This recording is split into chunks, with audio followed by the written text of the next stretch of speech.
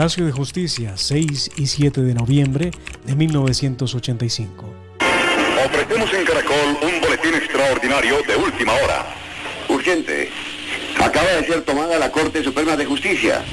Atención, la situación es delicada. En el corazón de Bogotá, el 6 de noviembre del 85, Colombia enfrentó uno de sus días más oscuros. Esa mañana, el M-19, una guerrilla apoyada financieramente por el poderoso cartel de Medellín de Pablo Escobar, desencadenó un ataque sin precedentes al Palacio de Justicia en el centro de Bogotá. Exactamente a las 11:35 de la mañana, el edificio emblemático se convirtió en el escenario de un asedio. La guerrilla del M-19, bajo el pretexto de someter al entonces presidente Belisario Betancourt a un juicio político, irrumpió en el recinto a sangre y fuego de manera indiscriminada. El despliegue de las fuerzas de seguridad en la zona no se hizo esperar y en poco tiempo la Plaza de Bolívar se convirtió en un verdadero campo de batalla.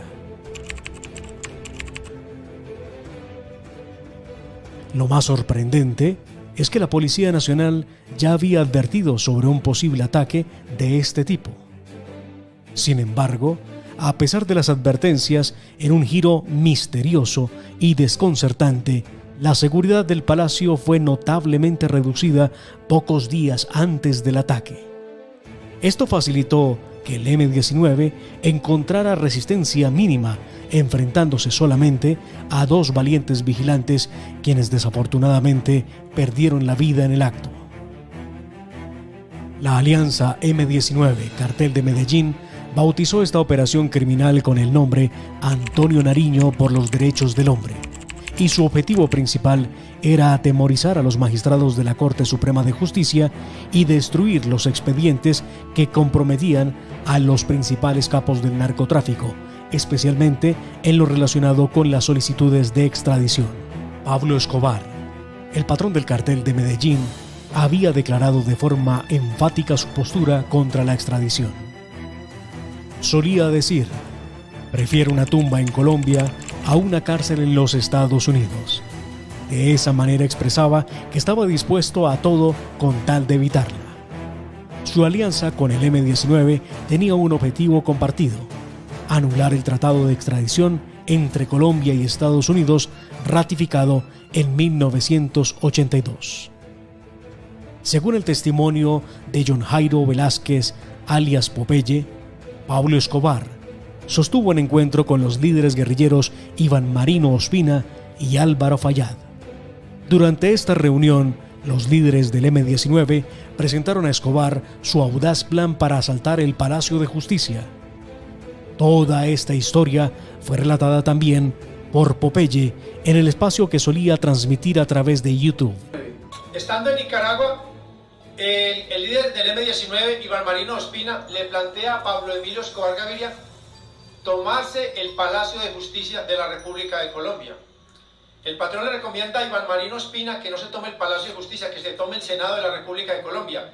Iván Marino le dice: Pablo, no es posible, porque yo ya llevo una infiltración de meses en la cafetería del Palacio de Justicia. El patrón dijo: listo, métase. Yo lo voy a financiar con $2 millones y le voy a entregar armas. Iván Marino Ospina está de acuerdo.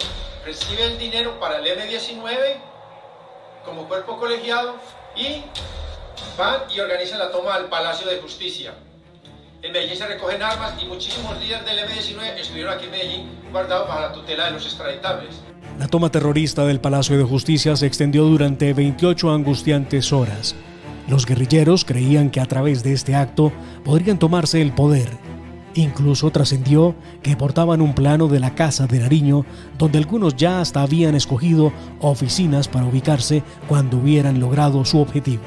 El M-19, de otro lado, en una posición completamente delirante, dice: nos vamos a tomar el poder. Nos vamos a tomar el poder. Hay partes anecdóticas, como por ejemplo una guerrillera que dice: bueno, y cuando estemos adentro en el Palacio de Nariño, en el salón nada menos que del Consejo de Ministros, ¿cuál es mi puesto? ¿Dónde me voy a sentar yo? Lo cierto es que una vez iniciada su incursión en la sede de la justicia en Colombia, los guerrilleros tomaron por rehenes a varios magistrados, visitantes y empleados. Entre ellos se encontraba el presidente de la Corte Suprema de Justicia, Alfonso Reyes Echandía, que tuvo la posibilidad de hablar con los medios de comunicación desde el cuarto piso del Palacio de Justicia, mientras estaba secuestrado por el jefe de la toma, Luis Otero Cifuentes, y en el fondo se oían disparos y amenazas. Alfonso Reyes Echandía, cuéntenos, pero ¿qué hay que hacer? Pues que el presidente de la República dé finalmente la orden de que cese el fuego. Inmediatamente. Pásame el teléfono, magistrado. Un momento, por favor, un momento. Oiga, es increíble, habla Alfonso Yaqui, el segundo al mando de este operativo. El presidente de la República no le ha pasado el teléfono al presidente de la Corte y se va a morir porque el presidente de la República ni siquiera con su poder jurisdiccional. A medida que se desataba el caos dentro del palacio, el presidente Belisario Betancourt se reunía con sus ministros, los altos mandos militares, y debatía con diferentes expresidentes. Cuenta el exministro Jaime Castro que si bien en algún momento el gobierno intentó conversar con el jefe de la toma, Luis Otero, este parecía decidido a no dialogar y procedieron a discutir la posibilidad de la recuperación del palacio.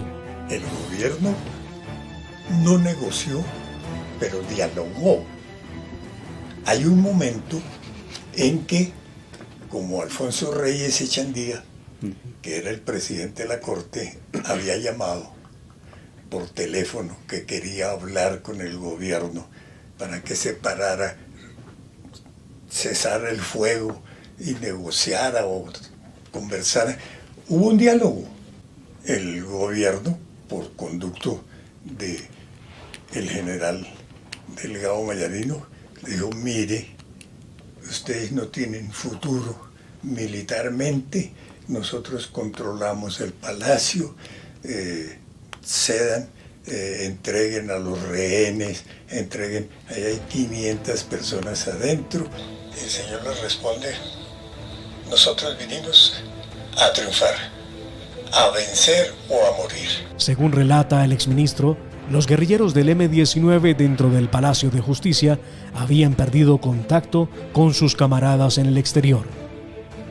Que las comunicaciones entre los miembros del M-19 que hicieron el asalto y sus comandantes que estaban por fuera se dañaron, porque parece que los comandantes que estaban por fuera sí evaluaban la situación y decían: no tenemos nada que hacer. La operación militar de rescate del Palacio de Justicia incluyó el ingreso de helicópteros, tanques de guerra y otros equipos de combate.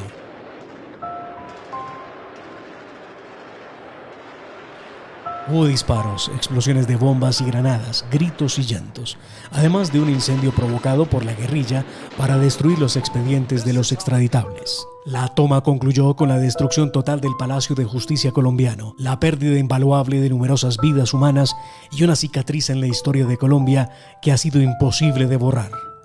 Según la periodista Daisy Cañón, este ha sido quizás uno de los momentos más oscuros de la historia de Colombia. Como hecho que a mí me haya tocado vivir realmente presencial, el de la toma del Palacio de Justicia. Es más que la toma en la Embajada Dominicana o la tragedia de Armero, terremotos, etcétera, pero esa fue muy grave.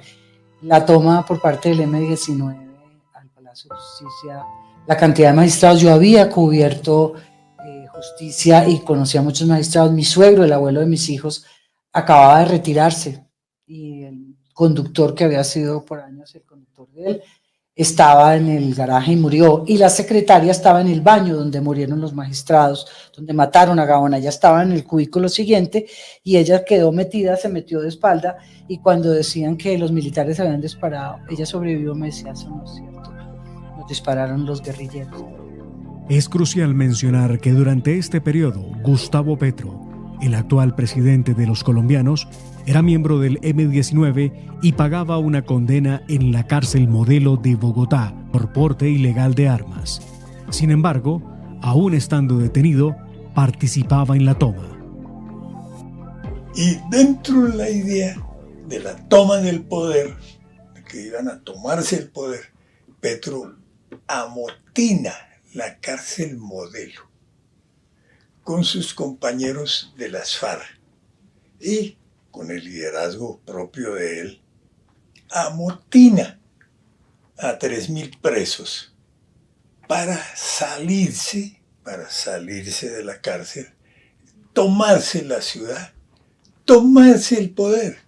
¿Usted cree que cuántos hombres podrían haber protagonizado esta toma? Por la cantidad de disparos, yo creo que hay unos 50 hombres. Yo pensé que no estaría de ahí. ¿Cuántos guerrilleros calculados que había dentro? No sé, eso era una... ¿Pero cuál fue el momento más ahí. Yo creo que el momento en que el ejército nos liberó porque pensábamos que el edificio está muy destruido por dentro? Yo creo que casi totalmente los vidrios. El gobierno no podía negociar lo que no es negociable, tal la respetabilidad de nuestras instituciones. Nada se debe hacer bajo el signo de la amenaza. Así lo que se pida parezca minúsculo. Pero el gobierno no quería que se sacrificaran más vidas humanas. Lo más grave de este capítulo oscuro de la historia es que para enero de 1989, cuando se ordenó la captura de los líderes del M-19, ya estaban en negociaciones de paz con el gobierno de Virgilio Barco y un año después entregaron las armas, pero les dieron amnistía a los guerrilleros sin que se estableciera la responsabilidad por el ataque al Palacio de Justicia. Tengo la certeza de que Colombia está contenta. Tengo confianza en que este paso abrirá una compuerta para una paz mucho más grande, mucho más incluyente, que de alguna manera reúna a la familia colombiana en el futuro. Incluso le permitieron al M-19 convertirse en un partido político con el nombre de Alianza Democrática M-19. La personería jurídica de esta colectividad fue heredada posteriormente por el partido Alianza Verde.